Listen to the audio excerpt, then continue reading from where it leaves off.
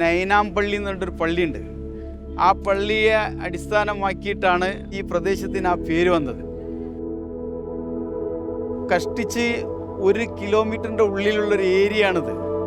സാധാരണക്കാരിൽ സാധാരണക്കാരായ മത്സ്യത്തൊഴിലാളികൾ, അതുപോലെ തന്നെ ചുമട്ട് തൊഴിലാളികൾ, വലിയങ്ങാടിയിൽ ജോലി ചെയ്യുന്ന ആളുകൾ, ഇങ്ങനെയൊക്കെയുള്ള സാധാരണക്കാരാണ് ഇവരോടുള്ളത്.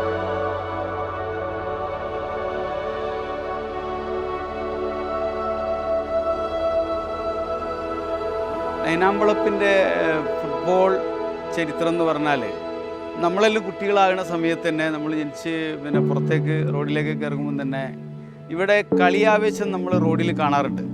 അപ്പോൾ അത് കഴിഞ്ഞ് നമ്മൾ വളർന്ന് വരുമ്പോൾ ഈ ഇറ്റാലിയ 90-ലൊക്കെ നമ്മൾ കാണുന്നത് കളർ TV വാടകയ്ക്ക് എടുത്തിട്ട് കൂട്ടായിട്ടിരുന്ന് കാണാൻ വേണ്ടിയിട്ട് ആളുകളെല്ലാവരും യോഗയിൽ ചേർന്ന് അതിനുള്ള സംവിധാനം ഒരുക്കുന്നു.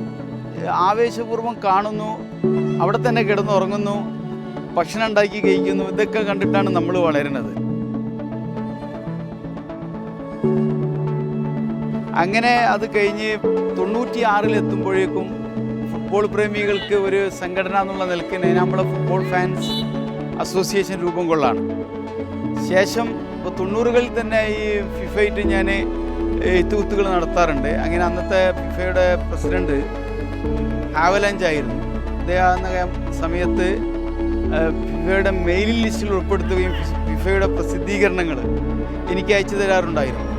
പിന്നീട് ലോകകപ്പുകൾ വരുമ്പോൾ ലോകകപ്പിൻ്റെ സോവനീർസ്, ടീഷർട്ട്, ലോഗോ പതിച്ച മറ്റു പ്രൊഡക്ട്സ്, പെന്നൻ്റ്, അതത് ലോകകപ്പിൻ്റെ ടെക്നിക്കൽ റിപ്പോർട്ട്, ഇങ്ങനെ കണ്ടിട്ടുള്ള പ്രസിദ്ധീകരണങ്ങളെല്ലാം അവർ അയച്ചു തരികയും പ്രോത്സാഹിപ്പിക്കുകയൊക്കെ ചെയ്തു. കളി ആവേശം ഒട്ടും ചോരാതെ ഒന്നിച്ചിരുന്ന് കാണാമെന്നുള്ളതാണ്. നമ്മളുടെ ആ ഫുട്ബോൾ ആവേശത്തിന് എപ്പോഴും അതിനെ പ്രശംസിച്ചുകൊണ്ടും ഒക്കെ ഫിഫയും അതുപോലെ തന്നെ സാക്ഷാൽ പെലെ പോലും നമ്മുടെ ഈ ഫുട്ബോൾ കമ്പത്തിനെ പ്രശംസിക്കേണ്ടായി. അപ്പോൾ നമ്മളെ സംബന്ധിച്ചിടത്തോളം ഫുട്ബോൾ എന്ന് പറഞ്ഞാൽ ഒരു വിനോദത്തിനപ്പുറം അതൊരു വികാരമായി കൊണ്ടുനടക്കുന്ന ആളുകളാണ്.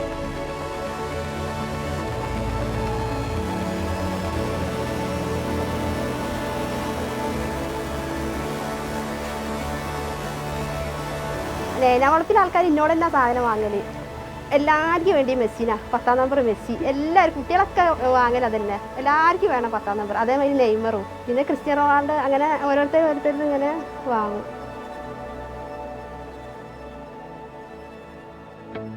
വ്യക്തിപരമായിട്ട് എന്നോട് ആരെ ഫാനാണെന്ന് ചോദിച്ചാൽ എൻ്റെ ആൻസർ, ഞാൻ ഫുട്ബോളിനെയാണ് ഇഷ്ടപ്പെടുന്നത്. ഈ പൊതുജനങ്ങൾക്കുള്ള ഈ ബിഗ് സ്ക്രീൻ ഡിസ്പ്ലേ നമ്മളിവിടെ അറേഞ്ച് ചെയ്തിരിക്കുന്നത് സ്പോൺസേഴ്സ് എല്ലാം മുന്നോട്ട് വരും കിട്ടുന്നുള്ള പ്രതീക്ഷയിലാണ്. ലക്ഷക്കണക്കിന് രൂപ ചെലവ് വരുന്നൊരു കാര്യമാണ്. ഇപ്പോൾ ഇതിനു വേണ്ടി ഒരു സ്പോൺസർ ഇല്ലേറ്റും എന്തെങ്കിലുമൊക്കെ ആവുന്നുള്ള ഒരു പ്രതീക്ഷയോടുകൂടി മുന്നോട്ട് പോവുകയാണ്. കാരണം ആളുകൾ അത്രയും നന്നായിട്ട് ഇവിടെ വന്ന് കളി കണ്ട് ആസ്വദിക്കുന്നുണ്ട്. അത് കാണുമ്പോൾ തന്നെ നമുക്കൊരു സംതൃപ്തി ഉണ്ട്. കൂടുതലും ഫുട്ബോളിനോട് കൂടുതൽ താല്പര്യമുള്ള ആളുകളാണ് ഇവിടെ ഉള്ളത്. പണ്ട് നമ്മൾ 86 മുതൽ കളി കാണാൻ എന്നാൽ അതിന് മുമ്പ് ഇവിടെ TV ഒന്നുമില്ല. 86-ൽ മെക്സിക്കോ ലോകകപ്പ് മുതലാണ് ഇവിടെ കളി കാണാൻ തുടങ്ങിയത്. TV കാണുന്നത്. അതിൻ്റെ മുമ്പ് നമ്മൾ പത്രത്തിൽ കമൻറ്റ് കുറച്ച് റേഡിയോകളിൽ അതൊക്കെ കേൾക്കുള്ളൂ.